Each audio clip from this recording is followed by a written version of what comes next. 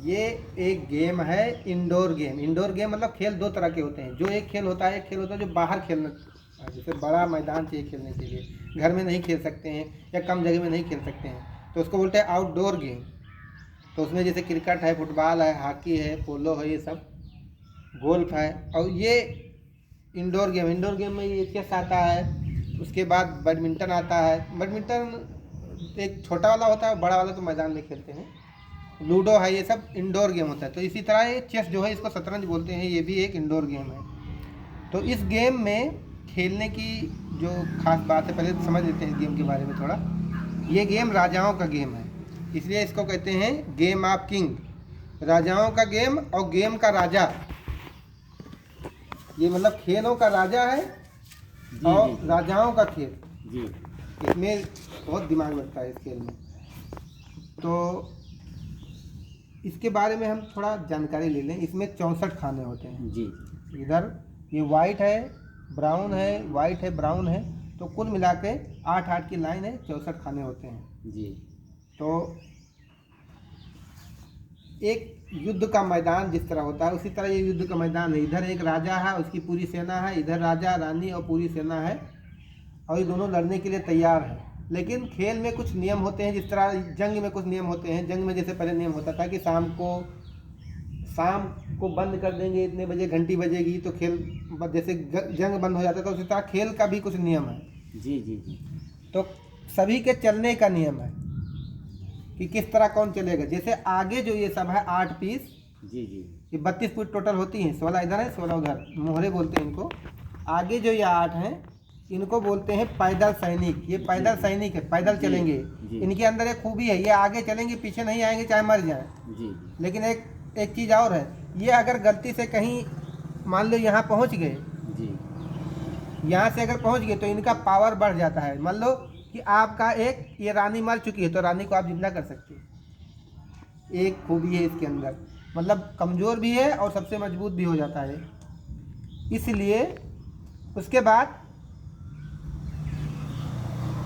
ये चलता कैसे है, ये चलेगा 1 कदम या 2 कदम जी, लेकिन काटता तिरछा है जी। जिसे यहाँ रखा हुआ है, इसको इसे काट देगा ठीक। ये काटता तिरछा है लेकिन चलता हमेशा सीधा। इसको इंग्लिश में बोलते हैं पान। पहले इंग्लिश में नाम समझ लीजिए। इसको पैदल सैनिक है, इंग्लिश में इसको पान बोलते हैं। ये 8 होते हैं पान। और ये हाथी है, फील बोलते हैं इसको, और इंग्लिश में बोलते हैं रूक। ये घोड़ा, इसको नाइट बोलते हैं। ये ऊँट है, ये बिशप बोलते हैं। ये राजा है, किंग, शाह, बादशाह जिसको बोलते हैं, किंग बोलते हैं। इसको रानी बोलते हैं, वजीर, क्वीन बोलते हैं इंग्लिश में। ये बिशप ही है, ये नाइट है, और ये रुक। अब उसके बाद हम हाथी को देखते हैं कैसे चलता है। हाथी हमेशा सीधा चलता है जी।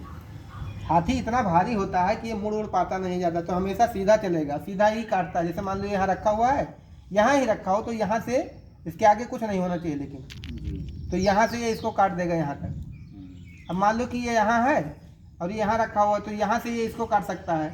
मान लो यहाँ रखा हुआ है तो यहाँ से ये काट सकता है। मतलब कितना भी कदम ये चल लेगा, लेकिन सीधा ही चलेगा, क्योंकि हाथी वैसे भी बहुत भारी होता है। अब उसके बाद घोड़े की तरफ आते हैं। घोड़ा जो होता है, जैसे घोड़ा वैसे पहले सीधा कूदता है, तो फिर इधर उधर मुंडी इधर उधर करता है ना, तो ये हमेशा इसी तरह चलता है। ये सीधा चलेगा, फिर इधर उधर चलेगा, यल टाइप का चलता है। मतलब यल टाइप चलेगा, मतलब ये इस तरह पहले इधर चलेगा, फिर इधर या इधर, ये कूद जाता है। इसका ये केवल यही एक ऐसा मोहरा है कि जो कूद जाता है, मतलब आगे इसके रखे हुए हैं, तभी ये यहाँ से इसे चल के यहाँ आएगा, या यहाँ चल सकते हो। मतलब 2 कदम सीधा, फिर इधर या इधर, कहीं भी यल टाइप चलेगा। मतलब इसको चलना है इधर, तो 1 2 इधर चलेगा, यहाँ से चलना है 1 2 इधर। अब ये आ गया ऊँट। ऊँट हमेशा तिरछा चलता है। वैसे ऊँट देखो, अब चलेगा जो तो मुंडी उसकी तिरछी ही होती है जी जी।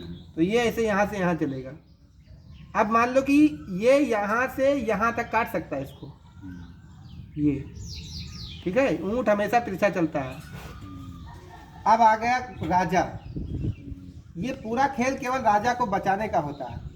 राजा अगर फंस गया, राजा वैसे मरता नहीं है, राजा मर गया अगर तो खेल खत्म हो जाएगा। तो राजा अगर फंस गया, मतलब उसको चलने का कोई जगह नहीं है, कोई स्पास को नहीं बचा, तो खेल खत्म। वो सिलेंडर हो गया, सिलेंडर हार गया, वो सामने वाला हार गया, अगर नहीं उसका राजा मतलब फंस गया तो हार गया। सबसे ज़्यादा जो पावरफुल होता है इसमें, अच्छा राजा कैसे चलता है, राजा मान लो कि यहाँ पर है तो ये एक कदम कहीं भी चलेगा, एक कदम इधर, एक कदम इधर, एक कदम इधर। मान लो यहाँ पर है राजा तो एक कदम इधर या इधर इधर इधर इधर इधर कहीं भी चल सकता है।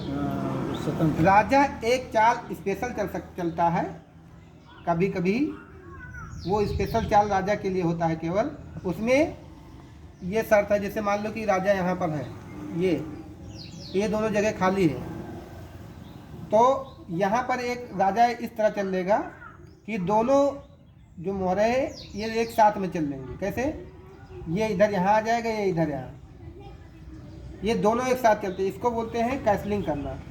ये बहुत आगे गेम होता है, आगे वो जानते हैं। उसके बाद ऊँट का हो गया। सबसे ज़्यादा पावरफुल जो होता है ये होता है रानी वजीर। ये इसमें जो है हाथी का और ऊँट का दोनों का पावर होता है। जैसे हाथी सीधा चलता है तो ये सीधा यहाँ से यहाँ काट देगा, ये तिरछा यहाँ से यहाँ चल लेगा, तिरछा चलने का ऊँट का पावर है, ये सब का।